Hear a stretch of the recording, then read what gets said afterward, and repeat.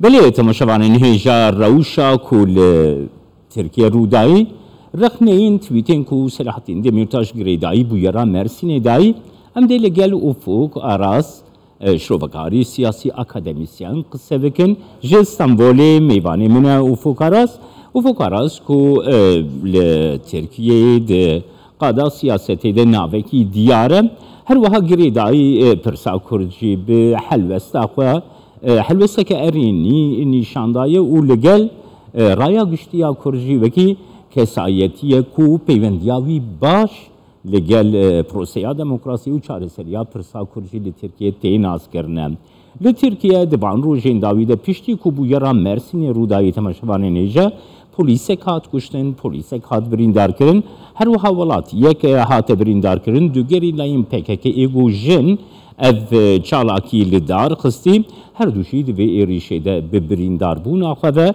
ewan xwe teqand, piştî teqandina xwe jî her du jî canê xwe ji dest dan.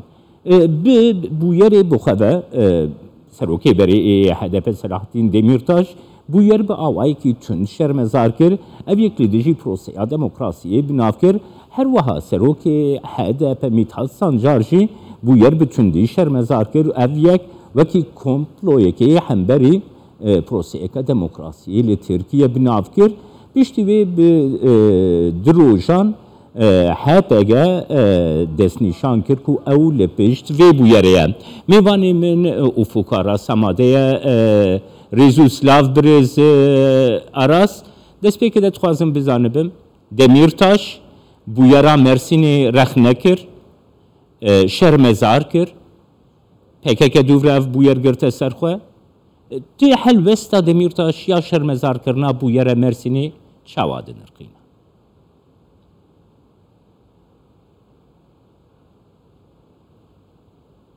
Sadece Demirtaş değil, HDP ne tane Demirtaş, reveberi HDP jî ev êriş şermezar kir. Türkiye berbiv prose helbijartin evediçe. Ev bûyerên kusa aloz ihtimal heye zêde bibin ji ber vê yekê partiyên ku li parlemenê siyaset dikin divê bi awayekê zelal dijî terorê û bûyerên tundî nêzîka helbesta xwe nîşan bidin û siyasetekî demokratîk bimeşînin. Birêz Aras niha PKK paşî wê daxuyanî de got ku mekiriye ev bûyer destnîşan kir ê ku vê bûyerê şermezar dikin tirsonekin û nikarin û nerîtiya gel bikin. Me besta wan gelo Demirtaş bû?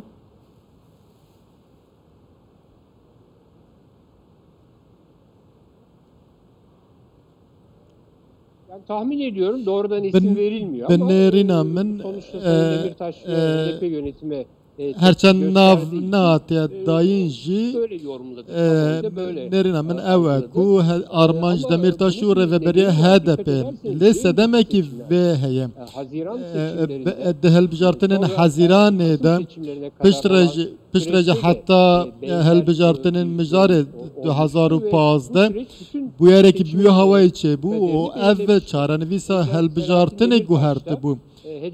Li wê demê Selahattin Demirtaş û reveberiya HDP jî hestiyarin di vê mijarê de dixwazin ji vir û pê ve li ser qanîkirina mirovan siyaset were meşandin ne bi tundî bi çalakiyên çekdarî encam naye girtin evî bi awayekî mafdar işaret Birêz Aras niha helwesta HDP jî wekî helwesta Demirtaş bû bûyer şermezar kir PKK jî di bersiva xwe de ji bo wan jî dibêje dibe got hûn şermezarkirina we tê wê wa tê ku hûn nûnerîtiya gel nakin. Gelo ev yek proseyeke ku PKK û HDP niha bi tundî li hemberî hevû dû helwestê werdigirin?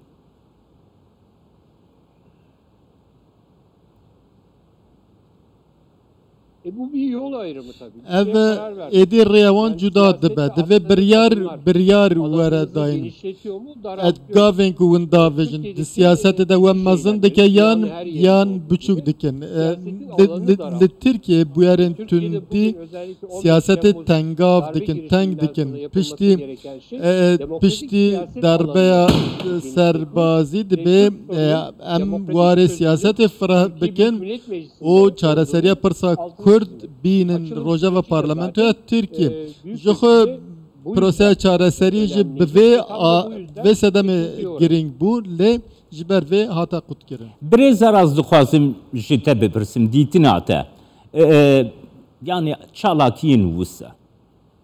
Şerê çekdarî ê PKK îro lê Tirkiye astengiyan ji bo pirsa Kurd durust dike yan jî pirsa Kurd zêdetir aktûalîze dike. Dîtina te çi ye?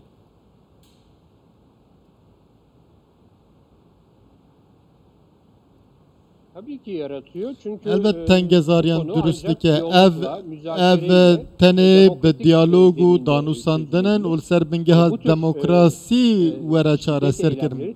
Bûyerên tund şer dê bibin sedemên nerazîbûna aliyên din jî li Tirkiye jî pêla û hestên netewperestî bilind dibin û dibe sebeb ku çareser nebe ev keş û heva dürüst dibe ev jî proseya çareserî ji herî dike.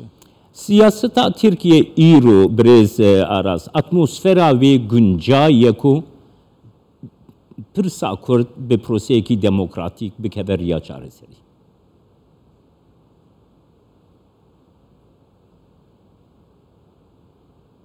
Biliyorsunuz wek tê zanîn li hemû cîhanê di warê herî tengav de jî danûsandin hatine kirin û proseyên çareserî pêş ketinin. Di şerê Vietnamê, Amerîkayê da di demê herî tund de Mao Nixon hevdîtin pêk anîn. Li Tirkiye jî niha ber bi hilbijartinê ve diçin. Divê em siyasetekî aştiyane çareserî pêş bixin.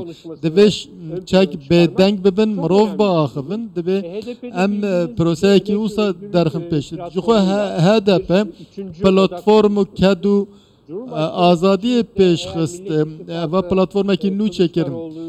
Divê hilbijartinê de eger li ser navê Kılıçdaroğlu rêk bikevin dibe ku dengderên rola dengderên HDP pir giring dibe. Ew hemî hevsengiyan biguherîne. Ev xeta rast ev ku ne tundî û şer û dibe li ser rêya aştiyane berdewam bin.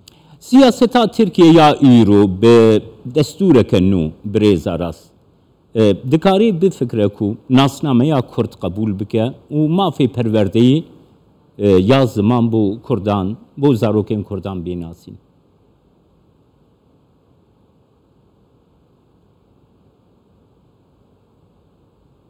Bu başkanlık sistemi anayasa tartışmalarının ev sistema serokatî derketiye pêşiya guhertina destûrê niha dijbera dixwazin vegerin sistema parlamenterê helbet guhertina destûra 12 îlonê dîsa hemwelatiya wek hev divê niha li ser vê nêqaş têkirin lê divê be gotûbêj û diyaloga hemû aliyan ji netewperestên Tirkiye bigire heta sosyal demokratan divê hemû alî bigên hev divê dayîkên Diyarbekirê û dayîkên Şemiyê bigên hev hemû civak li ser vê mijarê gotûbêjan bikin danûsandinê bikin bûyî hawayê encam bêgirtin.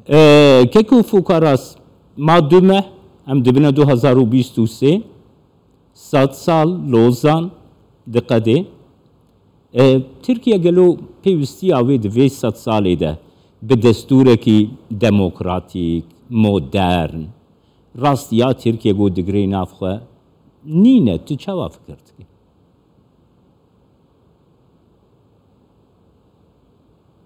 Tam tersine 100. yılda Sad salî de destûrekî demokratîk nebe li Tirkiye li Türkiye persent bingehîn neyn çareser kirin nabe.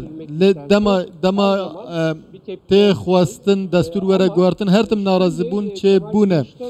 Lê bi serkeftina bi rêveberiya Kemal Kılıçdaroğlu guhertine destûrê dêwere rojevê. Ev jî hinek girêdayê encamên helbijartinê sala 2023 guhertina destûrê mijareke sereke ya sala 2023. Dîtinek heye birêza rast ku ger pirsa Kurd nêzîkahiyek demokratîk li ser bêkirin. Pirsa Kurd bikeve riya çareseriyê de Türkiye jî moderntir dibe, demokratîktir dibe, zêdetir pêş dikeve di gelek waran de. Dîtina te bigirimin divê derbarê de.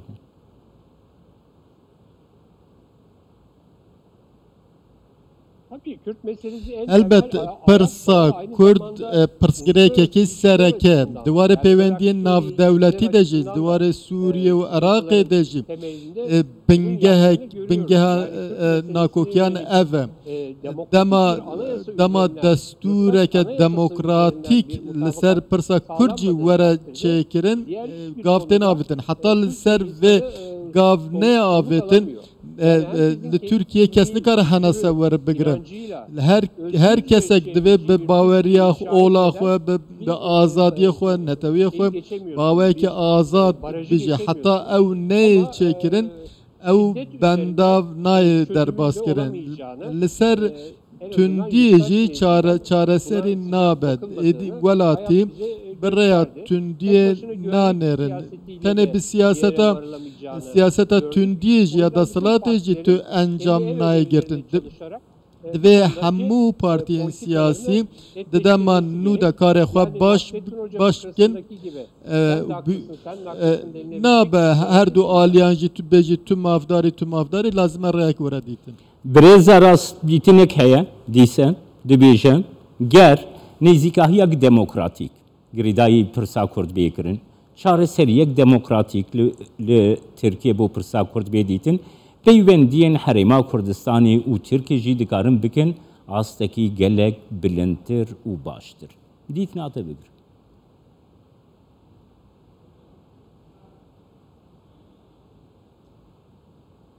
Zaten Irak Kürt bölgesel rast rêveberiya Herêma Kurdistanê tu lazim e peywendî bi Tirkiye re baş bin û tu astengî jî li pêş nîne. Divê ev peywendî hê rastir bên meşandin. Niha li Iraqê tevliheviyekî heye eva ziyanê de peywendiyan divê warê de peywendiyên Herêma Kurdistan û Tirkiye pêşxistina wan peywendiyan giring e. Ev biratiya 100 salan di warê siyasetê jî divê were pêşxistin. Spasiyatet kim birêz û fukara şirovekarê siyasî akademisyen ji İstanbulê gelme.